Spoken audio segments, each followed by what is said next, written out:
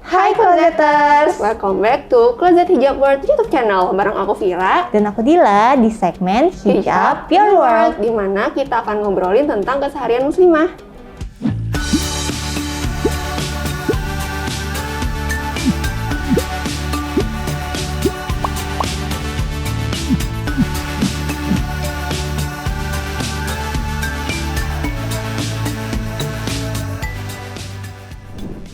Nah, sesuai judulnya kali ya Fir, kita hari ini mau bahas apa sih? Nah, kita hari ini bakal bahas sesuatu yang kayaknya familiar banget ya Kak di kehidupan kita. Betul, kita mau bahas tentang ramalan. Kita juga bakal ngundang ustazah ya nanti. Bener. Tapi sebelum kita lanjutin videonya, kita mau say thank you dulu ke brand yang udah sponsorin video ini.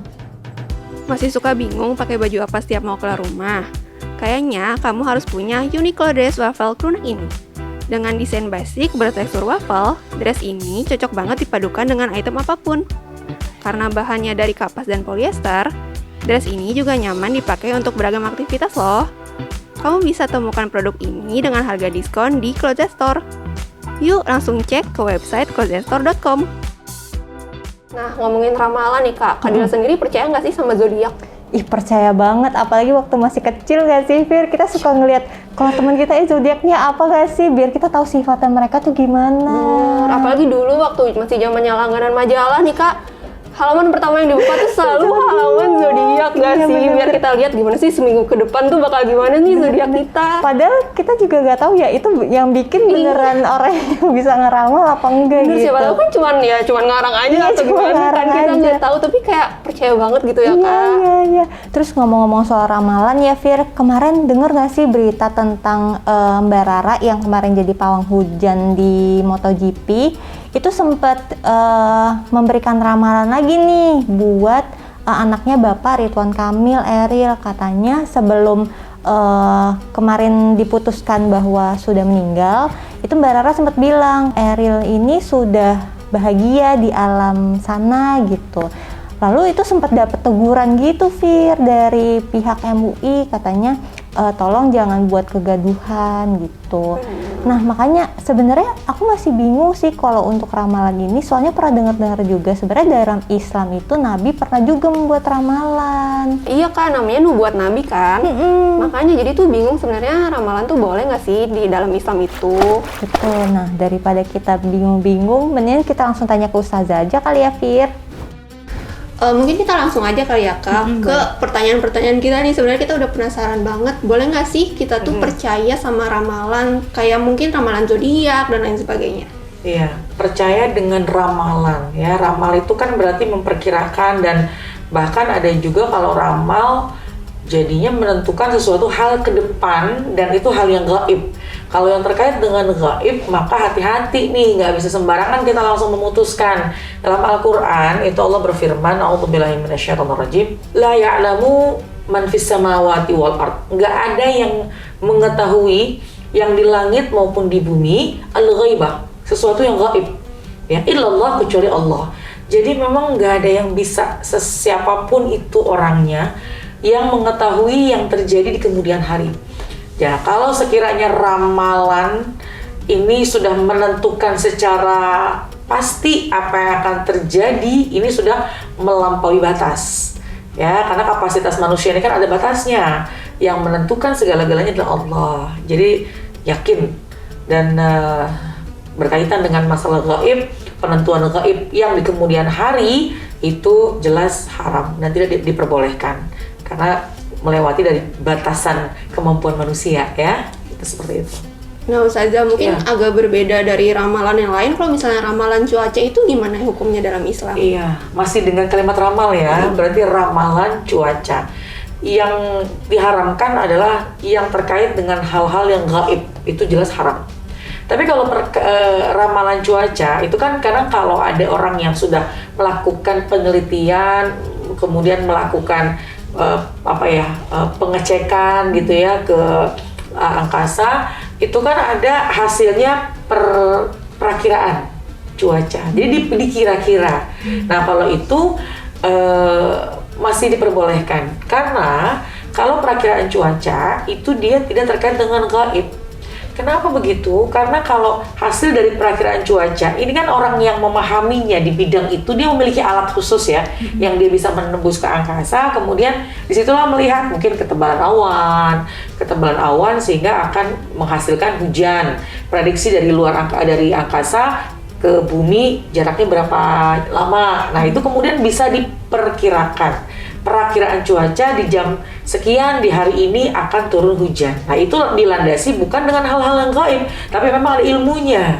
Oh iya, jadi karena tidak berkaitan dengan gaib, jadi hukumnya berbeda dengan ramalan yang lain ya. Pokoknya harus ada dasar ilmiahnya gitu. Iya, ya. betul. Ini mungkin nyerempet-nyerempet sama ramalan cuaca. Kalau misalnya pawang hujan itu hukumnya gimana ya? Hujan ya. Iya nih, lagi viral juga nih kalau masalah hujan ya. Mbak Rara itu. Iya. Sebenarnya gini, lagi-lagi hal seperti hujan kah atau apapun yang terjadi di kemudian hari ini semua kehendak dari Allah Subhanahu wa taala. Nah, kalau berkaitan dengan pawang hujan, wallahu a'lam, ini berbeda nih. Kalau pawangnya itu memang menggunakan asma-asma Allah dan kemudian juga dia meminta kepada Allah, itu nggak salah karena memang yang menciptakan hujan, yang menurunkan hujan itu adalah Allah Subhanahu wa taala. Nah, cuma kita bisa bedakan dari bagaimana cara ritualnya. Kalau yang diperbolehkan dalam menunda bukan menunda hujan ya, kita nggak bisa menunda ya, tapi mencoba mengalihkan hujan, itu doanya ada. Dalam Islam itu doanya ada. Allahumma hawalaina wala alaina. Itu doanya ketika turun hujan nih gerimis. Ya Allah, kita lagi mau ada acara gitu ya. Acaranya outdoor. Kita langsung angkat tangan kepada Allah. Allahumma hawalaina wala alaina. Ya Allah, limpahkanlah atau alirkanlah hujan itu kepada sekitar kami. Wala alaina, jangan di sini gitu. Nah, itu bagian yang diperbolehkan karena kita minta kepada Allah. Nah, cuma kalau ritualnya adalah berkaitan dengan ada manggil dukun atau ada ritual sesajen, nah itu udah jelas gaib dan itu jelas haram, nggak boleh. Ustazah, aku mau tanya juga deh. Tapi kalau misalkan tadi kan dibilangnya kalau ramalan secara ilmiah itu boleh. Kalau misalkan kita menunda hujan, kan ada juga tuh caranya yang waktu itu kalau nggak salah pemerintah pakai tebar garam. Itu boleh nggak sih? Itu dari bentuk ikhtiar, silakan aja boleh. Tapi bukan dalam kategori penentuan, tetap penentuan kepada Allah. Jadi ikhtiarnya kita lakukan, doa kita minta kepada Allah supaya tidak hujan. Adapun tawakal kita serah sama Allah. Kalau Allah kehendaki hujan, tetap hujan, ya udah kita nggak bisa apa-apa kan. Gitu. Tapi Ustazah, berarti kalau misalkan ramalan-ramalan dia benar kejadian nih, kayak dulu tuh sempet heboh kayak kiamat tahun 2000 gitu kan. Terus habis itu ada juga nih tragedi WTC yang yang bulan September itu kan, itu juga tuh seperti ramah terus beneran kejadian. Kalau itu gimana tuh? Iya. Nah, jadi gini, karena memang yang namanya setan tadi ya ingin mencoba mengalihkan keimanan seseorang itu dengan cara yang sangat-sangat cerdas bagi mereka. Tujuan setan itu apa sih? Untuk mencoba mengelabui mengelabui keimanan seseorang. Kok dia benar ya ngomong begitu? Berarti kan akan mempercayai orang tersebut. Sehingga lama-kelamaan 2 kali, 3 kali akan bertanya kepada orang tersebut. Ketiga, bener loh. Keempat, bener loh. Padahal sebenarnya bukan karena dia memiliki kemampuan, tapi karena memang ada si setan ini mencoba mengelabui orang lain. Nanti lama-kelamaan khawatirnya masuk ke dalam ranah musyrik. Dia musyrik karena apa? Karena tidak percaya kepada Allah, percaya kepada orang tersebut yang ucapannya itu selalu dalam keadaan yang benar. Jadi ketagihan gitu ya? Jadi ketagihan, aku bener ya gitu. Karena dasar dalilnya adalah bahwa pokoknya nggak ada yang mengetahui apapun di muka bumi ini kecuali Allah. Nah, terus Ustazah, ada juga kan ini misalnya kayak anak-anak indigo yang selain bisa melihat hal-hal gaib, juga bisa kayak memprediksi atau melihat masa depan. Kalau dalam Islam itu hukumnya gimana ya Ustazah? Iya, anak indigo berarti memiliki indera keenam lah ya, dan itu memiliki kelebihan. Tapi kembali lagi, kelebihan sesiapapun itu dia, dan apalagi anak yang mungkin kelebihan dari sisi punya indera keenam itu tidak bisa melewati dari batasan-batasan kodrat dasarnya manusia, tidak mengetahui hal yang akan terjadi di kemudian hari.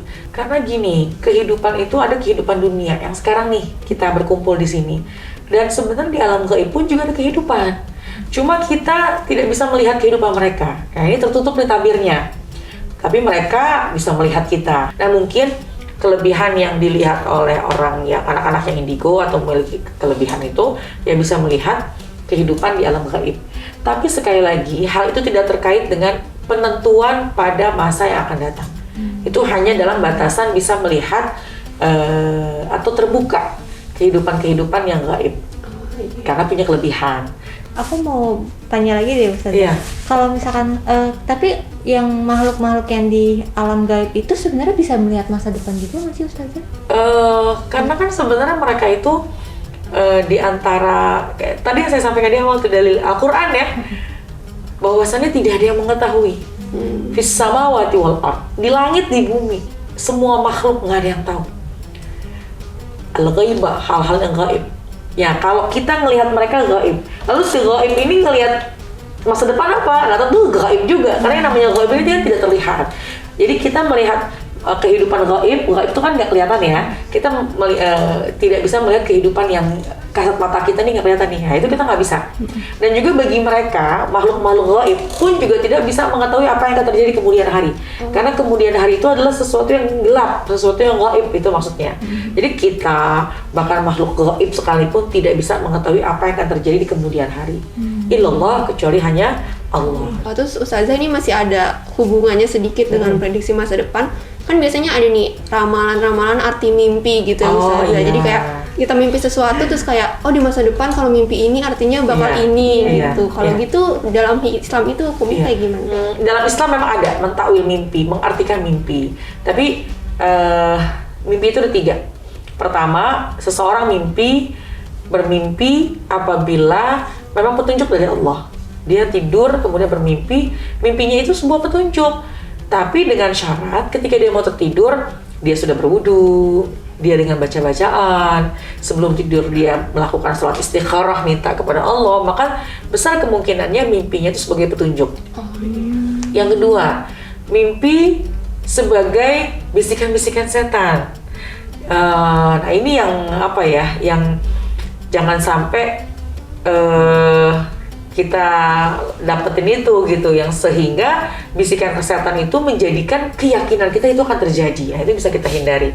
Dan itu juga termasuk bunga mimpi lah, nggak ada kaitannya dengan kehidupan kita. Ya, biasanya orang yang kalau tidurnya dalam keadaan yang lengah, yang dia tidak baca-baca doa misalnya, kadang-kadang bisa kebawa mimpi yang kurang baik gitu ya. Dan itu bagian bunga tidur aja. Ada mimpi yang baik, ada mimpi yang nggak baik. Itu hanya bunga tidur, tidak ada kaitan dengan kehidupan.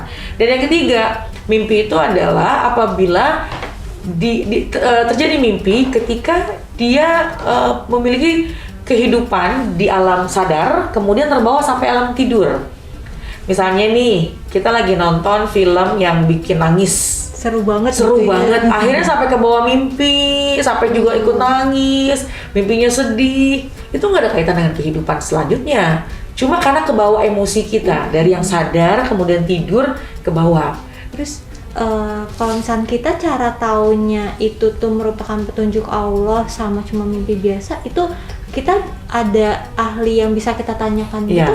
Kalaupun kita bertanya mengenai masalah mimpi, nah itu tanya kepada yang paham mengenai yang ahli, yang bisa mentakwil mimpi, nanti dia akan memberikan hasil dari mimpi-mimpi kita.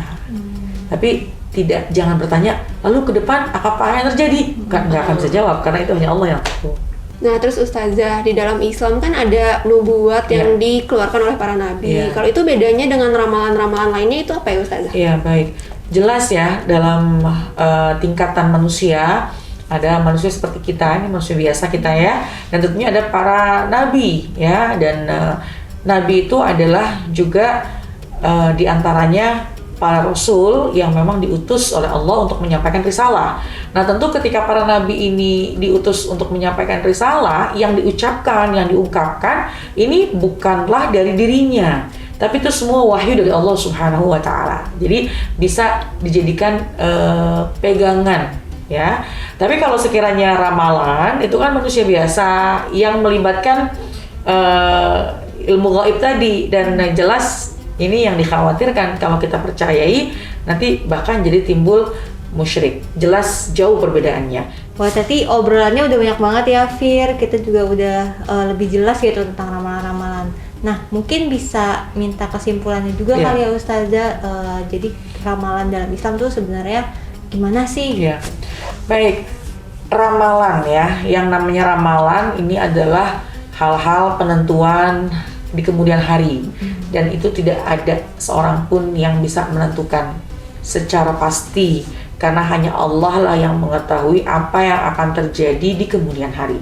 Lalu hati-hati dengan keadaan-keadaan di akhir zaman sekarang ini, ketika mungkin ada kita mencoba membaca zodiak, kemudian kita mencoba mempercayai adanya tarot atau apalah namanya gitu ya. Nah, itu ada sebuah media yang dikhawatirkan kalau kita amat sangat mempercayai itu, sehingga kita akan timbul ke dalam hal yang sangat dilarang oleh agama Islam, yaitu syirik. Karena yakinlah kita berpegang teguh satu kepada Allah Subhanahu wa taala, bentuk ikhtiar kita semaksimal mungkin, tapi apapun yang terjadi semua kehendak daripada Allah dan tidak ada kaitannya. Semua tidak ada campur tangan manusia. Semua kita bergantung kepada Allah. Nah, itu dia topik kita hari ini tentang ramalan ya, Fir. Semoga bisa membantu closeter supaya nggak bingung-bingung lagi tentang ramalan tuh sebenarnya boleh atau enggak sih dalam Islam. Bener banget, dan closeters boleh banget loh kasih tahu ide ke kita apa aja sih yang bakal kita bahas di episode-episode selanjutnya. Jangan lupa komen. Terus kita juga mau ngingetin nih kalau Closet juga punya YouTube channel lain. Ada Closet Beauty, Closet Fashion, Closet Mamanial, Closet Add to Cart, Closet Step Out, dan Closet Men. Jadi jangan lupa tonton semua videonya ya. Kamu juga bisa loh jadi premium member Closet Indonesia yang benefitnya banyak banget loh, Kak. Betul. Ada spesial diskon produk yang oke-oke banget, terus ada juga giveaway tiap minggunya. Terus kamu juga bisa dapetin produk-produk yang menarik yang ada di bisnis kamu melalui arisan virtual. Terus kalian juga bisa jadi yang pertama tahu info event-eventnya Closet serta ikutan eksklusif eventnya. Caranya tuh gampang banget loh, Kak. Kamu tinggal download aplikasinya Closet Indonesia di Google Play Store dan App Store. Betul, dan harganya juga murah banget ya, Fir. Cuma 20.000 aja per bulan. Jangan lupa follow semua sosial medianya Closet di @closetid. Dan see you on the next video. Bye! Bye.